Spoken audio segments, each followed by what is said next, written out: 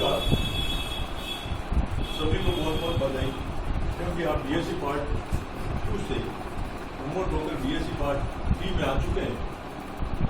अब की बार परिस्थितियां भिन्न हैं, क्योंकि पिछली बार अपन प्रत्यक्ष रूप से कक्षा में आमने सामने बैठ के पढ़ते और पढ़ाते आए थे, लेकिन इस बार परिस्थितियां कोविड-19 के कारण बिल्कुल बदल चुकी है। प्रत्यक्ष कक्षा टीचिंग है वो यूजीसी और राज्य सरकार के दिशा निर्देशों के पश्चात ही प्रारंभ होगी। तब तक के लिए हम आपको ऑनलाइन माध्यमों से व्याख्यान देते रहेंगे, और आप जो ऑनलाइन माध्यम से व्याख्यान हम देंगे उसमें आपकी क्या क्वेरीज हैं वो आप हमसे व्हाट्सएप ग्रुप में या इंटरनेट के माध्यम से पूछ सकते। आज ये वनस्पति शास्त्र की ओरिएंटेशन क्लास है, यानी इस कक्षा में इस व्याख्यान के माध्यम से आप लोगों को ये बताया जाएगा कि बीएससी पार्ट 3, बीएससी पार्ट 2 और बीएससी पार्ट प्रथम से कैसे भिन्न है। क्योंकि बीएससी पार्ट प्रथम में आप सूक्ष्म जीवों से लेकर क्रिप्टोगेम्स तक के पादपों का अध्ययन किया। बीएससी पार्ट 2 में आवृतबीजी और अनावृतबीजी पौधों के साथ साथ आपने उनके वर्गीकरण आदि के बारे में जाना। लेकिन बीएससी पार्ट 3 है, इसमें आप इन सभी बीएससी पार्ट 1, बीएससी पार्ट 2 यानी माइक्रो ऑर्गेनिज्म और आवृतबीजी अनावृतबीजी इन पादपों के बारे में जानने के साथ साथ इनके एप्लाइड एस्पेक्ट्स क्या है उनको ध्यान में रख के ये आपका सिलेबस है, पाठ्यक्रम है, विश्वविद्यालय के द्वारा तैयार किया गया है। जैसा कि मैं बता रहा हूँ कि बीएससी पार्ट 3 में आपके 3 पेपर हैं। पहला पेपर है वो प्लांट फिजियोलॉजी एंड बायोकेमिस्ट्री। दूसरा जो पेपर है वो cytology, genetics and biotechnology of plants. और थर्ड पेपर है वो ecology and utilisation of plants है। अर्थात पहले पेपर में अपन पादप कार्यकी और जैव रसायन के बारे में जानेंगे, यानी क्या है, जिसमें सबसे 3 यूनिट में इस पेपर को विभक्त किया गया है। पहली यूनिट है जिसमें मुख्य बिंदु है वो प्लांट वाटर रिलेशंस। जैसा कि मैंने अपने पहले व्याख्यान में जल के महत्वपूर्ण लक्षणों के बारे में बताया, उसके भौतिक, रासायनिक एंड बायोलॉजिकल कैरेक्टरिस्टिक्स क्या क्या है उनके बारे में समझाने का प्रयास किया। और दूसरा है वो ट्रांसपोर्टेशन ऑफ ऑर्गेनिक सब्सटेंसेस, यानी कार्बनिक पदार्थों का जो पत्तियों के में प्रकाश संश्लेषण की क्रिया के द्वारा निर्मित होते हैं, उनका पौधों के विभिन्न भागों तक कैसे ट्रांसपोर्टेशन होता है या परिवहन होता है, इसके बारे में जानेंगे। और फिर तीसरा है बेसिक्स ऑफ एंजाइमोलॉजी, यानी एंजाइमोलॉजी क्या है उसके मूलभूत सिद्धांतों को समझने का प्रयास करेंगे। इसकी दूसरी इकाई में है फोटोसिंथेसिस, जिसे कहते हैं प्रकाश संश्लेषण। क्योंकि पादप दूसरे सजीवों से केवल इसी लक्षण में भिन्न है, क्योंकि इनमें प्रकाश संश्लेषण पाई जाती है और ये क्लोरोफिल की उपस्थिति के कारण होती है। और दूसरा इसका मुख्य बिंदु है वो मिनरल न्यूट्रिशन, खनिज पोषण। और तीसरा है रेस्पिरेशन, यानी फोटोसिंथेसिस के द्वारा एनर्जी का उत्पादन होता है और रेस्पिरेशन के द्वारा एनर्जी का उपभोग होता है। पौधे क्यों एनर्जी बनाते हैं, उनका उपयोग कहाँ कहाँ करते हैं, इन सभी बातों का अध्ययन हम इकाई 2 में जानेंगे।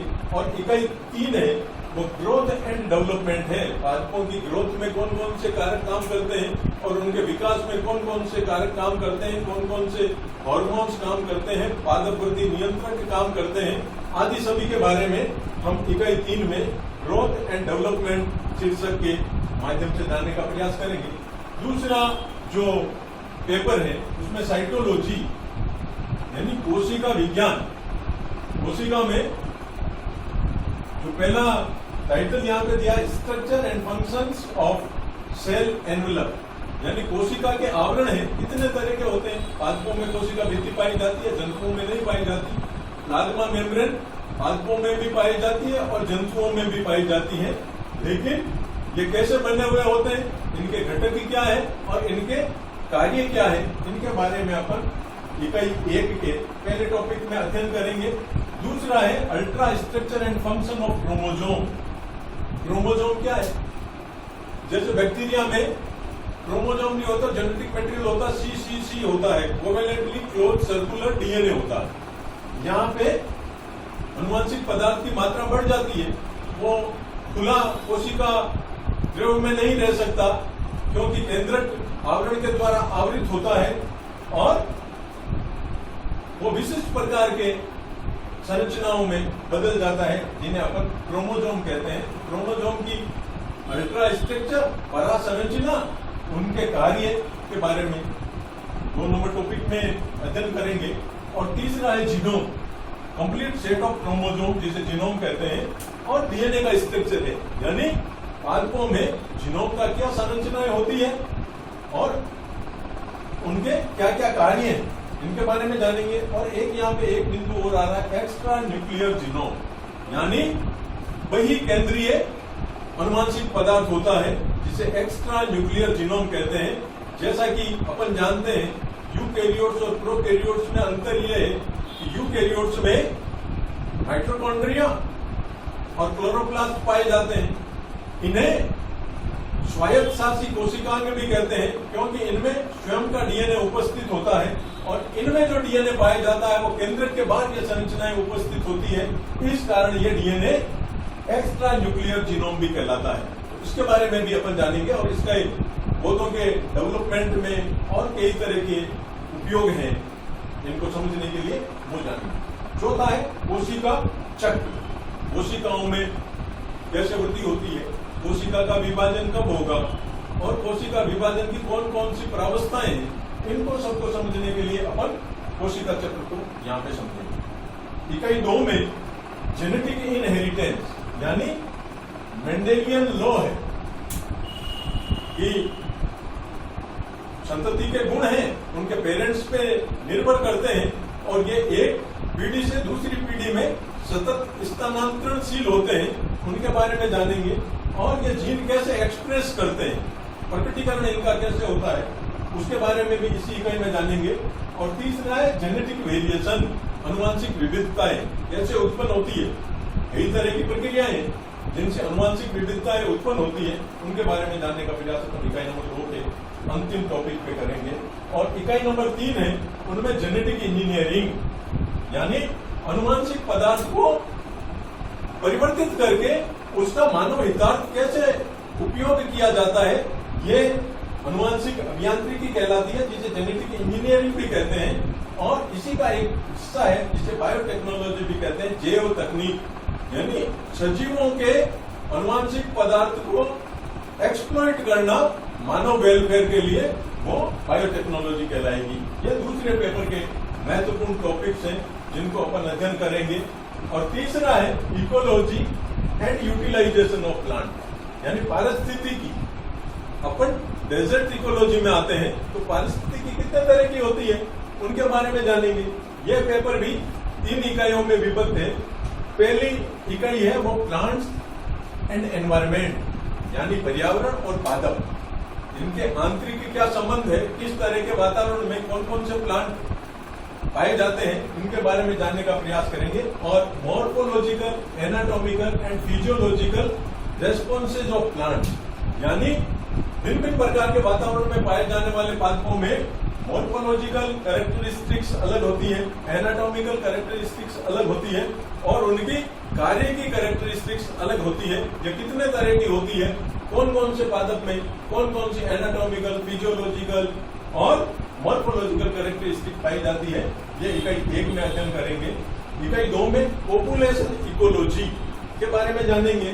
और एक इकोसिस्टम क्या है, पारिस्थितिकी तंत्र क्या है, पारिस्थितिकी तंत्र के घटक कौन कौन से हैं आदि विषयों के बारे में इकाई 2 में जानेंगे। And vegetation type of India, Bharat में कितने तरह की वेजिटेशन पाई जाती है उसके बारे में भी जानेंगे। क्योंकि मैं बताया यहाँ पे डेजर्ट में अपन रह रहे हैं तो अपनी यहाँ पे डेजर्ट इकोलॉजी टॉपिक के अंदर अपने को जानना पड़ेगा। और तीसरी इकाई है यूटिलाइजेशन ऑफ प्लांट्स यानी जो पौधे हैं उनका उपयोग मानव कैसे करता है, क्योंकि पौधे ही एकमात्र ऐसे सजीव हैं जो सूर्य की ऊर्जा को परिवर्तित करके रासायनिक ऊर्जा में, सूर्य की जो भौतिक ऊर्जा है उसको परिवर्तित करके रासायनिक ऊर्जा में रूपांतरित करते हैं और उसी ऊर्जा का उपभोग हम अलग अलग कार्यों में करते हैं। तो यूटिलाइजेशन ऑफ प्लांट, ये भी कई टॉपिक्स में विभक्त किया गया है। जैसे फूड प्लांट है, खाने के लिए काम आते हैं, जैसे दलहन है, जौ है, बाजरा है, एक रोटी बना के खाने में, एक सब्जी के रूप में खाने में। तो दाल रोटी, रोटी वाले सारे प्लांट फूड में आएंगे, दाल वाले सारे प्लांट फूड में आएंगे। स्पाइसेस यानी मसाले, अपन सब्जी बनाते हैं, कई तरह के अचार मुरब्बे बनाते हैं, उनमें मसाले डाले जाते हैं, वो कौन कौन से पादपों से प्राप्त होते हैं इसके बारे में जानेंगे।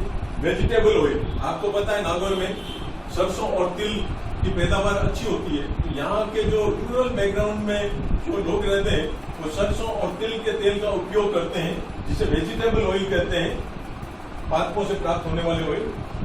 और फाइबर, आजकल नागौर का जो क्षेत्र है वो कॉटन ग्रो करने के लिए महत्वपूर्ण हो गया है। आपको पता होगा नागौर और कीमसर के आसपास के क्षेत्रों में कई सारी कॉटन मिल्स लगी हुई है। तो ये गोसिपियम, आर्बोरियम और कॉटन की जो प्रजातियां, इनका यहाँ पे कल्टीवेशन होता है। मैंने एक उदाहरण बताया, ऐसे कई फाइबर है जिनका उपयोग कपड़े बुनने में और विभिन्न प्रकार के बारदाने बनाने में काम में आता है। उनका अपन अध्ययन इसमें करेंगे। और एक सबसे महत्वपूर्ण, क्योंकि आपने अभी जाना होगा कि कोरोना का ट्रीटमेंट है वो आयुर्वेद में है और आयुर्वेद पादपों से संबंधित है।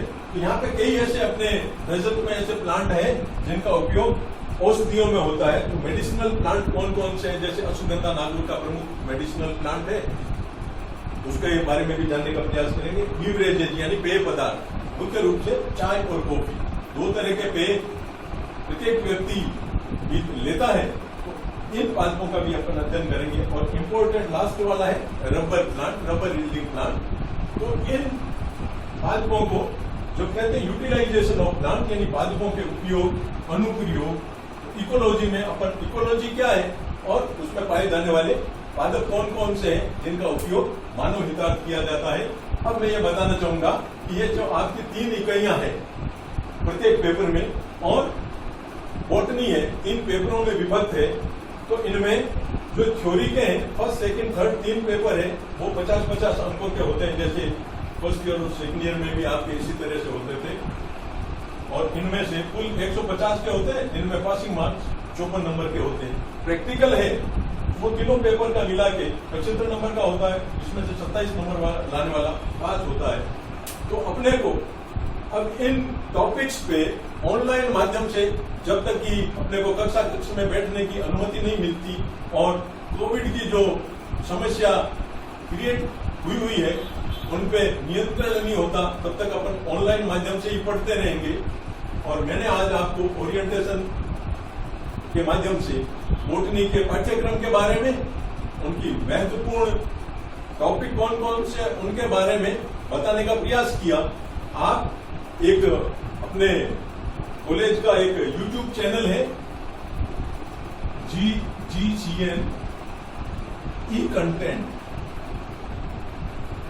इस पे ये सभी व्याख्यान आपको उपलब्ध है। तो आप वहां इस YouTube चैनल पे जाके और इन व्याख्यानों को सर्च करके अपने विषय वस्तु से संबंधित जो भी व्याख्यान है उसको देख सकते हैं। उसके माध्यम से आप अपना ज्ञान बढ़ा सकते हैं। और अगर कोई त्रुटियां हैं तो व्हाट्सएप ग्रुप जो महाविद्यालय का बना हुआ है उसमें आप लिख के पूछ सकते हैं, क्योंकि जब अपना इलेक्ट्रॉनिक माध्यम के द्वारा, वर्चुअल क्लासरूम के द्वारा संवाद होगा, उस संवाद से ही हम में प्रखरता आएगी और आप में भी पढ़ने के प्रति मोह जागेगा। तो तब तक के लिए आप इन व्याख्यानों को देखें, पढ़ें, समझें, और जो समझ में नहीं आए वो हमसे पूछें। तब तक के लिए घर में रहिए, पढ़ते रहिए, सुरक्षित रहिए। जय हिंद।